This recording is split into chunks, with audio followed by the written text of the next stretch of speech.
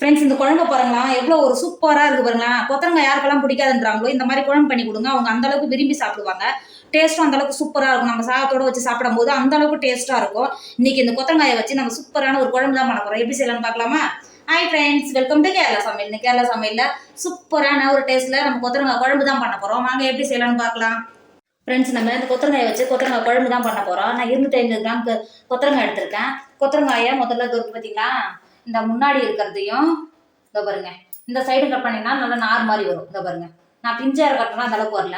இந்த அளவுக்கு இந்த அளவுக்கு நீளமாக கட் பண்ணிக்கோங்க.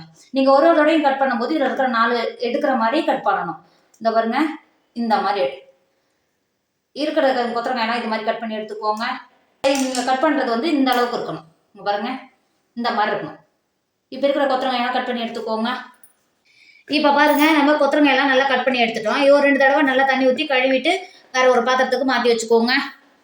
இப்போ குழம்பு கட்டுறதுக்கு நம்ம மசாலா ரெடி பண்ண போகிறோம். இப்போ ஒரு 3 டேபிள் ஸ்பூன் தேங்காய் நல்லா துருவி எடுத்து வச்சிருக்கேன். இப்போ அந்த மிக்ஸி ஜாரில் சேர்த்து கொடுத்துக்கோங்க. சேர்த்து கொடுத்துட்டு அது கூடவே 5 பல்லு பூண்டு சேர்த்து கொடுத்துக்கோங்க. நான் தோலோட சேர்த்து கொடுத்துட்றேன். சேர்த்து கொடுத்துக்கோங்க. சேர்த்து கொடுத்துட்டு அது கூடவே 2 டேபிள் ஸ்பூன் மிளகாத்தூள் சேர்த்து கொடுத்துக்கோங்க. அது கூடவே 3 டேபிள் ஸ்பூன் மல்லித்தூள் சேர்த்துக்கோங்க.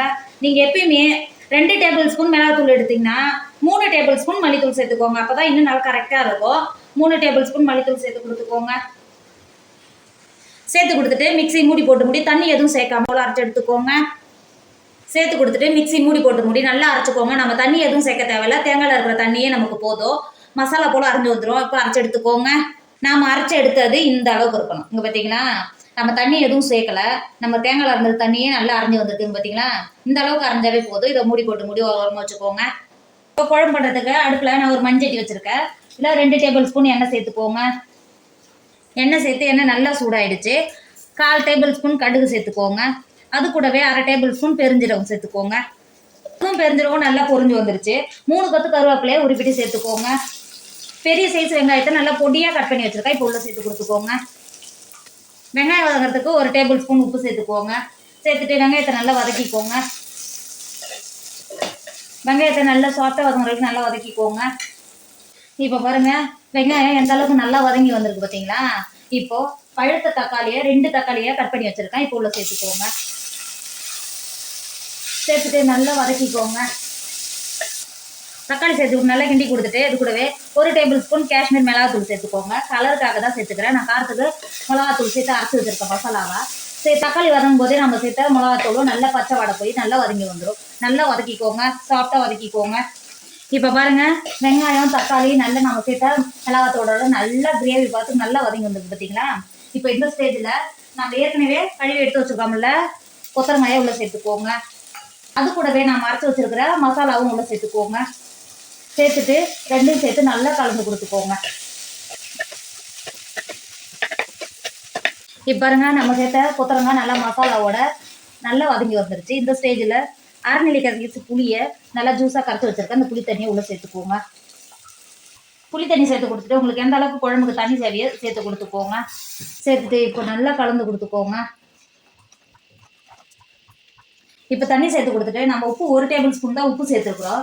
இப்போ குழம்புக்கு 1 டேபிள் ஸ்பூன் உப்பு சேர்த்துக்கோங்க. சேர்த்துட்டு நல்லா கலந்து கொடுத்துக்கோங்க.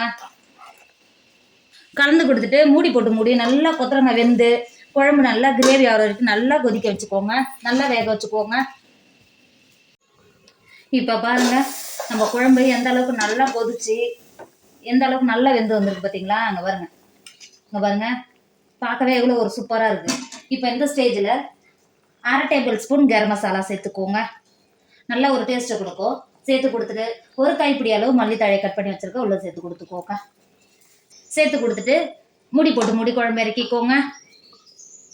ஃப்ரெண்ட்ஸ், இப்போ பாருங்கள், நல்லா கம்மன்னு வாசனையோட நம்ம கொத்தரங்காய் வச்சு குழம்பு பண்ணோம் பார்த்தீங்களா. எவ்வளோ ஒரு சூப்பராக இருக்குது பாருங்கள். டேஸ்ட்டும் அந்த அளவுக்கு சூப்பராக இருக்கும். நீங்கள் சாதத்தோடு வச்சு சாப்பிட்டாலும் சப்பாத்தி பூரியோடு வச்சு சாப்பிட்டாலும் டேஸ்ட் அந்த அளவுக்கு சூப்பராக இருக்கும். கண்டிப்பாக நீங்களும் ட்ரை பண்ணுங்கள். டேஸ்ட் அந்த அளவுக்கு சூப்பராக இருக்கும். என்னோட வீடியோ உங்களுக்கு பிடிச்சிருந்தா உங்கள் ஃப்ரெண்டு உங்கள் ஃபேமிலிக்கு ஷேர் பண்ணுங்கள். மறக்காமல் கேரளா சமையல் சப்ஸ்கிரைப் பண்ணிக்கோங்க. தேங்க்யூ.